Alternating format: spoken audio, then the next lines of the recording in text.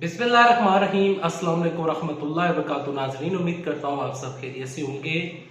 Technology की 3 बड़ी news लेकर आपकी खिदमत में हाजिर हूँ। आज से मैंने एक नया सेगमेंट स्टार्ट किया है जिसमें इस चैनल के ऊपर टेक्नोलॉजी की भी न्यूज़ आपके साथ शेयर की जाएंगी।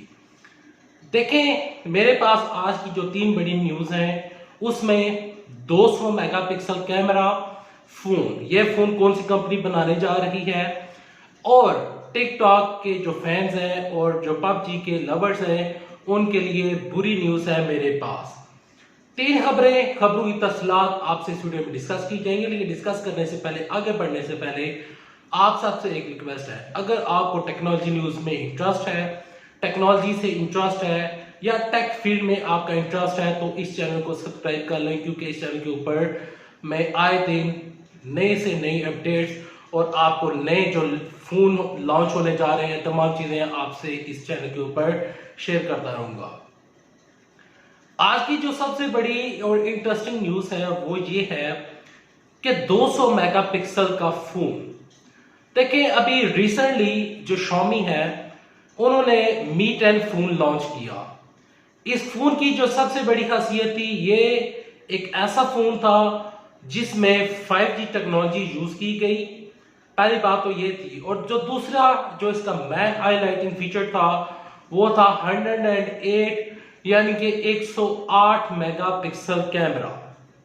लेकिन जो सबसे इसका वीक पॉइंट था वो था इसका प्राइस टैग। इस प्राइस टैग में ये जो कैमरा आया है और ये जो फोन आया है, लोग ये नहीं लेना चाह रहे। देखें, आए दिन जो है वो कैमरा के मेगापिक्सल बढ़ते ही चले जा रहे हैं। यहां पर मैं आपको एक मिसाल देना चाहता हूं कि जो ओप्पो का जो F11 फोन है उसका जो मैन हाईलाइटिंग फीचर है वो है 48 मेगापिक्सल कैमरा, और उसका जो मैन कैमरा है वो है 12 मेगापिक्सल कैमरा। देखें, जो ओप्पो के कैमरा की खासियत है और ओप्पो की जो प्राइस टैग है वो कम है, लेकिन मी की जो प्राइस रेंज है वो जरा ज्यादा है। यहां पर मैं आपको ये भी समझाने की कोशिश करूंगा कि क्या ये जो मेगापिक्सल्स होते हैं ये आपके कैमरा इफेक्ट के ऊपर या कैमरा की क्वालिटी के ऊपर कोई फर्क भी डालते हैं या ये सिर्फ और सिर्फ बातें ही हैं। यहां पर मैं आपको बताना चाहता हूं कि जितने ये कंपटीशन हाई होता जा रहा है और ये जो कैमरा जो पिक्सल्स हैं ये बढ़ते चले जा रहे हैं, तो आइंदा आने वाले दिनों में टेक्नो कंपनी और इन्फिनिक्स कंपनी वालों का ये मानना है कि हम इन कंपनीज को बीट करेंगे। देखें, आइंदा आने वाले दिनों में इन्फिनिक्स जो कंपनी है वो 200 मेगापिक्सल कैमरा बनाने का 200 मेगापिक्सल कैमरा फोन बनाने का सोच रही है, और वो उसको बहुत कम प्राइस में यानी कि बजट स्मार्टफोन बनाने का वो कंपनी सोच रही है। यहां पर मैं आपको बताना चाहता हूं कि चाहे 200 मेगापिक्सल कैमरा जो इन्फिनिक्स कंपनी है वो बनाए या ना बनाए, लेकिन आपके लिए यह जानना इंतहाई जरूरी है। देखिए, जिस भी कंपनी को जिसकी सेल कम हो रही होती है वो इस तरह की चीजें करते हैं कि वो कैमरा के पिक्सल बढ़ा देते हैं। कभी 108 मेगापिक्सल, कभी 64 मेगापिक्सल, कभी 48 मेगापिक्सल।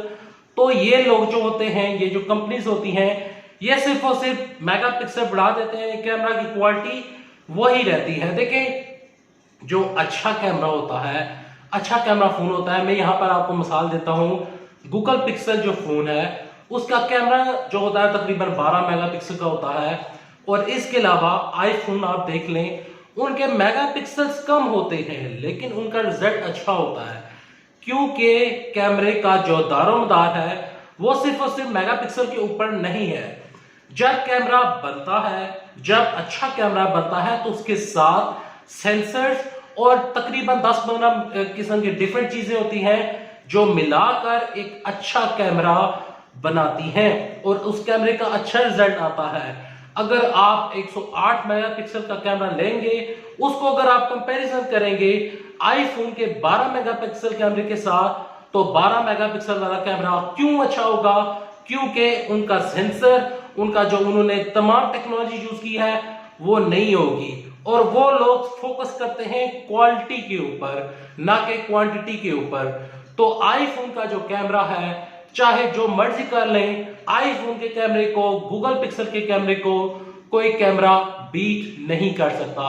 आप चाहे टेक्नो वाले, चाहे इन्फिनिक्स वाले, चाहे दूसरी कंपनी वाले 200 मेगापिक्सल का कैमरा भी बना दें या 200 मेगापिक्सल वाला फोन भी मार्केट में आ जाए, तो वो आईफोन के कैमरे को या फिर गूगल पिक्सल के जो कैमरा फोन है उनको बीट नहीं कर पाएगा। यहां पर मैं आपको एक मिसाल यह भी देना चाहता हूं कि नोकिया के जो लूमिया फोन हुआ करते थे उनका कैमरा भी बहुत अच्छा हुआ करता था और वो 6-8 मेगापिक्सल तक का कैमरा हुआ करता था। तो 200 मेगापिक्सल का कैमरा आ जाए तो वो आपका किसी भी काम का नहीं है। पबजी लवर्स के लिए क्या बुरी खबरें हैं। देखिए, पबजी एक ऐसी गेम बन चुकी है जो कि जिसका हर बच्चे को क्रेज पाया जा रहा है। देखिए, पाकिस्तान में पिछले कुछ दिनों से नाखुशगवार वाकयात हो रहे हैं। पबजी की वजह से जो नौजवान हैं, जब उनके जो वालिदैन हैं उनको मना करते हैं कि आप पबजी ना खेलें, तो इतने ज्यादा नागवार वाकयात पेश आए कि पबजी ना खेलने की वजह से और उनको मना करने की वजह से कुछ नौजवान जो हैं और कुछ जो बच्चे हैं उन्होंने खुदकुशियां कर ली है। पबजी, देखें, पबजी एक गेम है। गेम आपको खेलनी है। मैं आपको गेम अगर कहूंगा भी अगर आप ना खेलें तो आपने मेरे कहने के ऊपर कौन सा मना हो जाना है।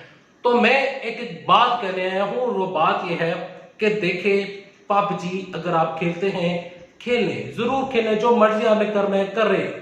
लेकिन अगर आपके वालिदैन आपको कहते हैं कि पबजी को थोड़ी देर के लिए साइड पर रख दो और स्टडी कर लो, तो आप ये इंतहाई जो सतह का कदम होता है वो हरगिज़ मत उठाएं। मेरी आपसे रिक्वेस्ट है, जितने भी बच्चे हैं जो कि पबजी लवर्स हैं, जो कि पबजी खेलते हैं, बराए मेहरबानी इसको गेम समझिए। पबजी अगर आपके वालिदैन आपको कह रहे हैं कि आप थोड़ी देर के लिए रुक जाए, तो वो आपके भले के लिए कह रहे हैं, तो उनका कहा माने। पबजी एक दिन ना खेलेंगे तो कुछ भी नहीं हो जाता। पबजी से बगैर भी आपकी जिंदगी गुजर जाएगी।